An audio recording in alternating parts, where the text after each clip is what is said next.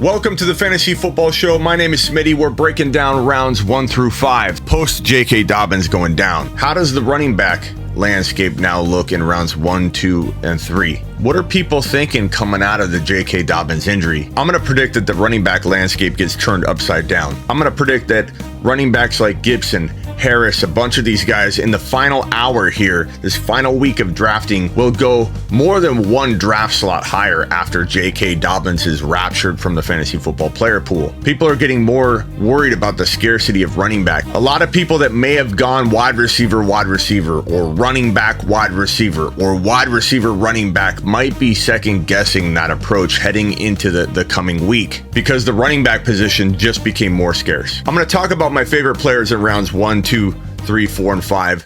Don't botch this third round pick. It's vital. It's the one pick that can turn your entire team around for the good or the bad. All of that and more. The Fantasy Football Show begins now. This is the Fantasy Football Show with your host, Smitty.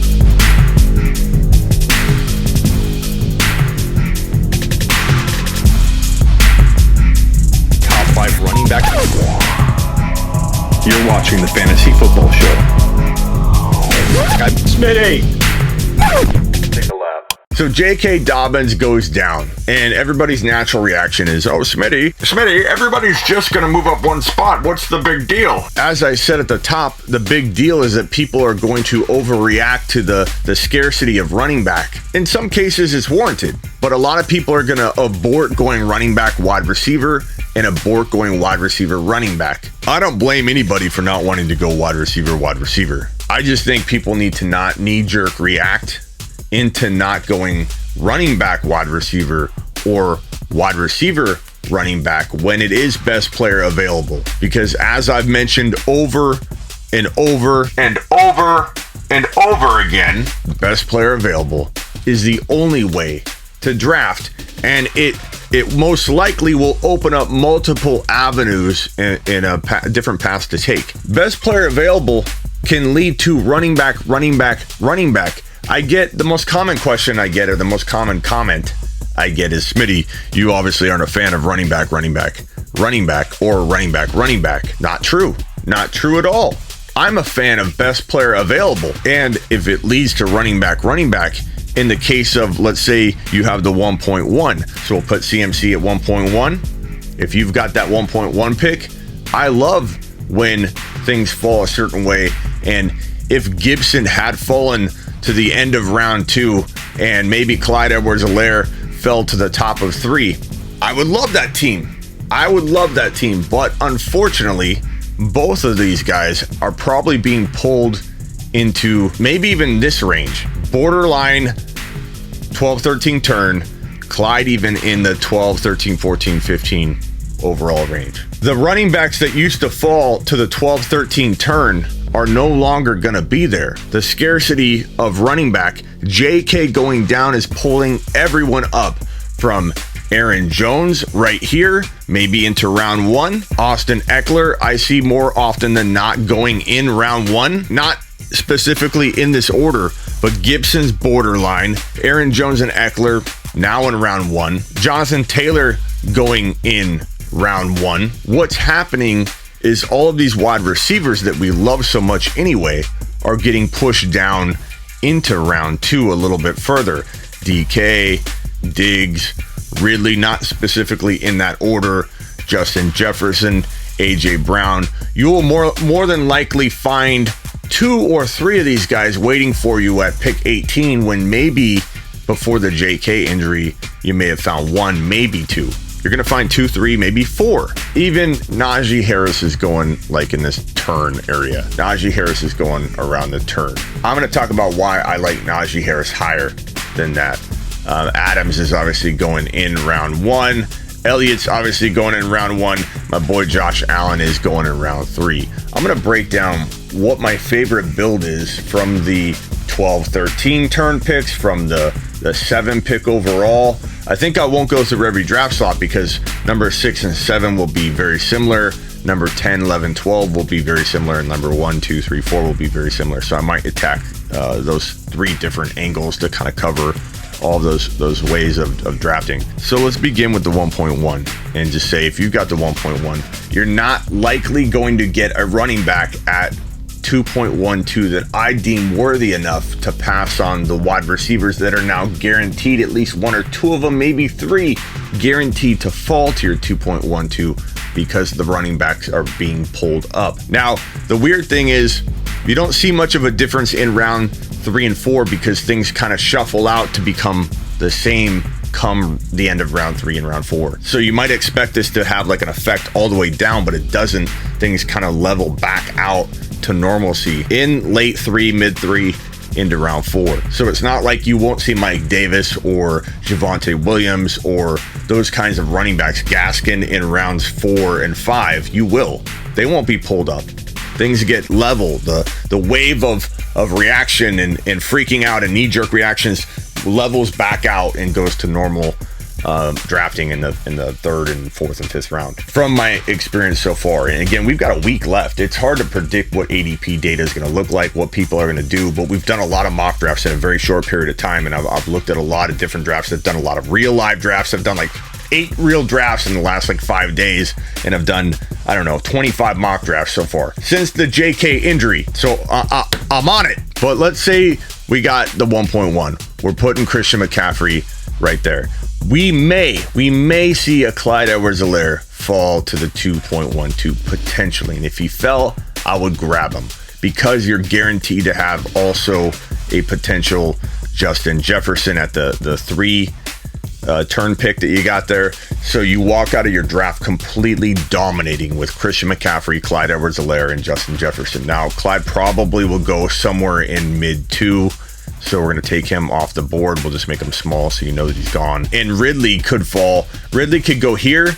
It depends on your league. If Ridley's there, you walk out with McCaffrey, Ridley, and Jefferson. You walk straight to the bank, young man, straight to the digital bank, and you say, give me my funds early. If Ridley's gone, let's put Ridley here. Let's say Ridley goes. DK Metcalf has a real strong shot at falling. I think Justin Jefferson, I'm going to keep using him here because he probably has the most likely chance to fall to that 3.1. I'm going to write Lamb out too and just have Lamb here ready to go because I would go Lamb here. Like if Jefferson, for whatever reason, the way the draft fell, he went early, Lamb. McCaffrey, DK, Lamb. I like it. I'm not forcing Mixon. I'm not going to force a garbage selection like Josh Jacobs or someone like that. It's Lamb or it's JJ, it's DK. I suppose if everything went horribly wrong and Jefferson was gone and Lamb was gone, I don't even know if that's possible because somebody's going to bump down to you. But like, would I consider this? Yeah, I would. CMC, DK, Josh Allen. If anybody says you walk out of your draft when your first players are Josh Allen, number 1 overall quarterback in my mind, at least top 2. Christian McCaffrey, the number 1 overall running back in my mind. Metcalf, top 5. Top 2, top 3 to 5, somewhere around that range. You walk out dominating. And let's say DK goes, or maybe he doesn't even go, and you want to take Jefferson. Christian McCaffrey, Jefferson, and Josh Allen, home run. You may not get Allen here, but you can try. I've gotten Allen a bunch of times in the middle of 4 in the past couple days. I don't know that he'll fall to the bottom of 4, and if you have that 1.1, that's where your pick's going to be. But let's just say you end up with Justin Jefferson, you end up with DK Metcalf, and then in this pick right here, Josh Allen goes too early, which will suck. You could still go with a Kyler in round 5. Murray, put him in at round 5. That's fantastic. And then this Josh Allen, Josh Allen gets picked. So here's your top 5. Here's your pick at 5. I mean, I'm still loving Javonte Williams. And at the end of 4, which is technically the beginning of 5, I would roll out with McCaffrey, DK Metcalf. And again, all the smaller guys are taken. I'm just putting them there so you know they're taken. So Christian McCaffrey, DK Metcalf, Justin Jefferson, JJ, and Javonte Williams and Kyler Murray. That would be straight fire. You walk out just, like I said, right to the digital bank and be like, here, give it to me early. Now, what happens if you're drafting, at a mid pick? Like, let's call it, actually, let's start with pick 4. Let's just say pick 4. Let's see how different pick 4 will be, and then we'll move on to like the 6, 7, 8 range, which I think we could encompass in one approach because they're all very, very similar. But let's put all these guys over here. Let's say we're going to be drafting at the 4 pick, and I take Elliott. Elliott's quietly my 2 or 3 overall. I'll take Elliott or Kamara, side by side, one in one league, one in the other. I won't be afraid to take Zeke Elliott, cuff him to Pollard. You got a top 2 to 3 running back in that offense in Dallas in 2021. What do you do with your second round pick? You may get Clyde. If he falls, you probably pounce on it. You hope to God you can get Lamb in round 3. You walk out with Elliott, Clyde, and Lamb. Walk to the bank. The only person that might be there before you is the alternate version of yourself that took Christian McCaffrey. Past that, this is a killer team to walk out with. Lamb goes, too bad, so sad. Put Josh Allen in this spot. Again, if someone tells you walking out of a draft, you didn't crush it when your first 3 picks were Elliott, top 2 to 3 running back in my opinion. Clyde, top 5 to 10 running back in my opinion. Josh Allen, number 1 at his position. Clyde goes, no problem. Go balanced approach. Get my boy JJ in there. Clyde goes, no problem. JJ, right there. Boom. To the bank again. Elliott, Justin Jefferson, Josh Allen, complete balance. How is that bad? Don't want to go Josh Allen. Let's say Josh Allen even goes. I don't mind CeeDee Lamb, Jefferson, Elliott. What I don't want to see somebody do is walk out with this approach, Elliott, Jefferson, or let's say we'll take Jefferson off the board. We'll use a different player. Let's say DK Metcalf. So DK Metcalf, Elliott as your first 2 picks. Round 3, you botch it. Round 3, you don't take a guy in this range. You don't take a Lamb. You don't take a Josh Allen. But instead, you're afraid that you don't have a running back. So you take a running back that isn't worthy of being drafted in the 3rd round because you're scared about your running back 2. With a top 4 or 5 pick, you're guaranteed one of your 2 running backs. So you can get flexible, go best player available like Lamb instead of some garbage running back, go DK instead of a Mixon and burn yourself Mixon 3 years in a row. This gives you flexibility. When you have a top 1 to 5 pick, you're good. You're golden. You can go best player available, which includes Josh Allen and a wide receiver. You can punt running back 2 until you get to round 4 or 5. You can get Javonte Williams in 5. With Gordon looking a little bit more likely to get run early on, Williams probably falls into round 5. Now, I'm not worried about Williams. I think he gets a hold of that job sooner than later. It could be a blessing in disguise. He doesn't start off on a terror and hits a rookie wall. It could be a blessing in disguise. But Williams is still my number 1 target for my running back 2 in all of fantasy. I love Javonte Williams. I couple him with a Mike Davis, Tony Pollard, AJ Dillon, my favorite running back to pair with the better half of the duo for my platoon running back 2. So Dillon's not my number 2. Dillon's my number 3 potential flex play, but he's the guy waiting in the wings to become potentially my number 2 running back should Williams falter or should Aaron Jones get hurt and Dillon's just in the starting lineup and looks fantastic. But give me Williams, Dillon, and Mike Davis, or give me Williams, Dillon, and Sermon and Pollard. Give me that kind of combination. Kenny Gainwell later. Platoon your running back 2 and take full advantage of the Elliott, Lamb, Metcalf, or Elliott, Metcalf, Josh Allen. Don't drop the ball. Even tight end, if you want to go Waller or Kittle and they fall, don't botch this 3rd round pick. It's vital. It's the 1 pick that can turn your entire team around for the good or the bad. Everything kind of depend on this 3rd round pick, because people don't go with the best value. Now, if Elliott falls to like 1.6 or 1.7, which he has, 2 of my 8 or whatever drafts that I've done since the J.K. Dobbins injury, like the last 5 to 8 days, I've done that many drafts. He's fallen to 6 and 7 a couple of times of the 8 or so drafts. I've been ecstatic about it. And everything I just went over applies to the 7 pick. To be honest with you, I don't even have to go over the 7 pick. Everything I just said applies to the 7 pick when you're talking about Elliott falling to 6 or 7. You get the wide receiver in round 2. You get Allen or the wide receiver in round 3. You get Clyde in round 2 if he falls, or if another running back somehow falls like Gibson, which he won't, then you go that route. Otherwise, it's Elliott, it's wide receiver, and then it's either Josh Allen, Lamb, or Justin Jefferson, or a tight end, but it's not forcing a running back you don't truly want on your roster just because he's a running back. Now, the only alternate thing we need to look at is that at 7, if all the running backs are gone, what do you do? What do you do if Elliott's gone? What do you do if there's no viable running back, no feeling of security at the running back position, and you're staring Davante Adams in the face? Now, I earlier, before the JK injury, would have told you Davante Adams is probably a darn good pick. And he still is on its face. Like, he's a great selection, but what's it do for your second round? Now, if you draft Davante Adams at 6 and Clyde falls, and there's a, 40 to 50% chance Clyde would be the final running back left, and he does fall. Eckler's gone, Jones is gone, all these Taylor's gone. You literally have, I think, Clyde that could be there at like 15, 16, 14, 18 potentially. Then this would work out. You'd hit a home run. Adams, Clyde. You could even go, like I said earlier, Jefferson or Lamb, or you could go with my boy Josh Allen. This team would spit straight fire. This team is absolutely amazing. I love it. But what happens if you go Adams and Clyde isn't there? Najee's not there. No one's there. And then you got to take a wide receiver, which isn't bad. It's not horrible. But then what's there in round 3? Is it Monty? You got to hope so. Who's going to be there? You could get royally screwed at running back with this approach, or you could hit a home run. I'm just going to be honest. You're going to hit it about 40 to 50% of the time, probably no more. You will hit a home run going Adams and Jefferson, or if you don't like Jefferson, Adams and Ridley if you get so lucky, or Adams and DK. 50% of the time, you're going to fail walking out with your running backs. 50% of the time, or even 60, you might fail.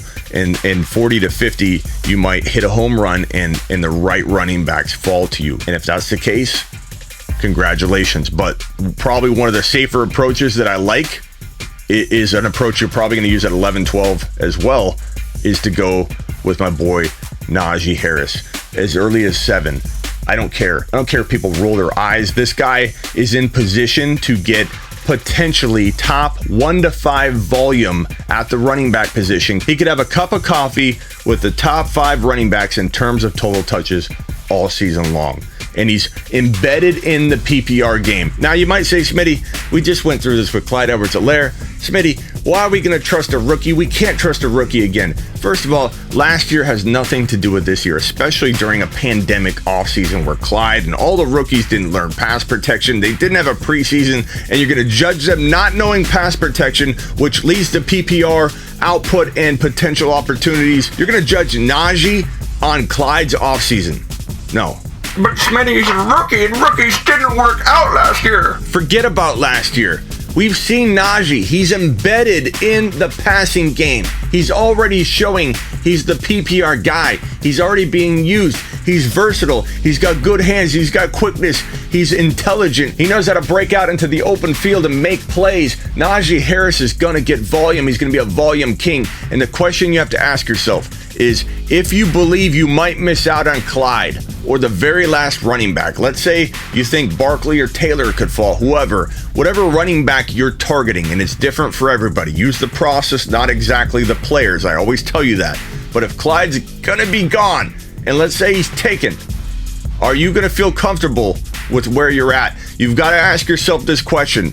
Is Calvin Ridley potentially the number 1 wide receiver in fantasy football in 2021? The answer, I'll tell you, I know the answer. The answer is yes, he could be. He led the league in fantasy football wide receiver scoring for a big chunk of the year last year. So Calvin Ridley most certainly has the potential to be the number 1 wide receiver. As the same thing can be said with my boy Justin Jefferson, okay? Any of these guys in the 1 to 7 have the potential to be the number 1 overall wide receiver. You can't really say that about the running backs that are falling or potentially falling to this pick. So if Najee can be top 5, and he can, and Ridley could be number 1, and he can, why not forego the risk of drafting this man right here when you can get his counterpart right here and ensure that you get the running back that you need and desire so much right here. Walking out with Harris and Calvin Ridley feels very strong to me. And if you give me a Josh Allen in round 3 and you give me a Javonte Williams in round 4, I'm a happy guy walking out with Najee, Ridley, and Josh Allen all day long. It feels very similar to the Zeke Elliott build. Even better, one of my favorite approaches in 2021 is this Diggs and Josh Allen stack. If you can give me Najee at 7, you can give me Diggs here in round 2, Josh Allen in round 3. Give me Williams in 5 because of all the Melvin Gordon talk as of late.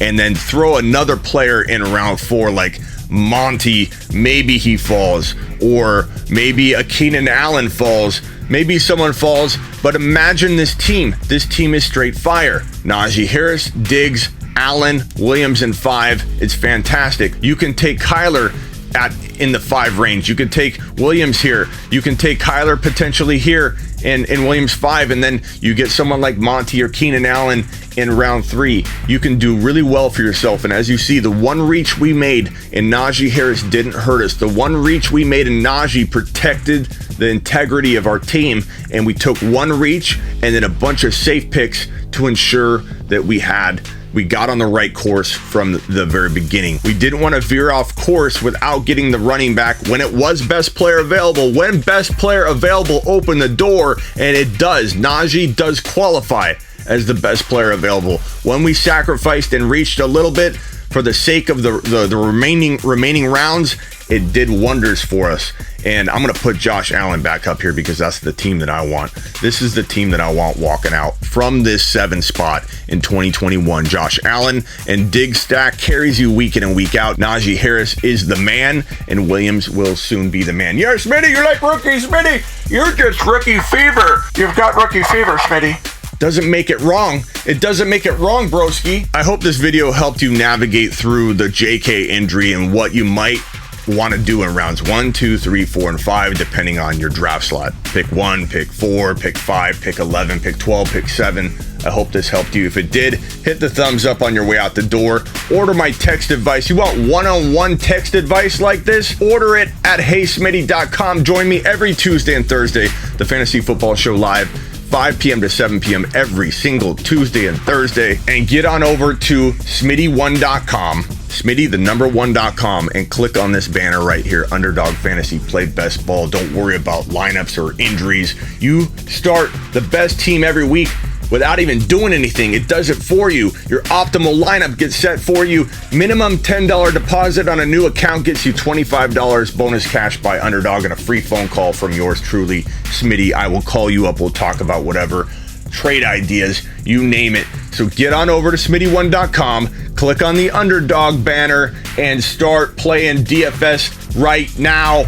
I will see you all later. Get out of here. This is the Fantasy Football Show with your host, Smitty.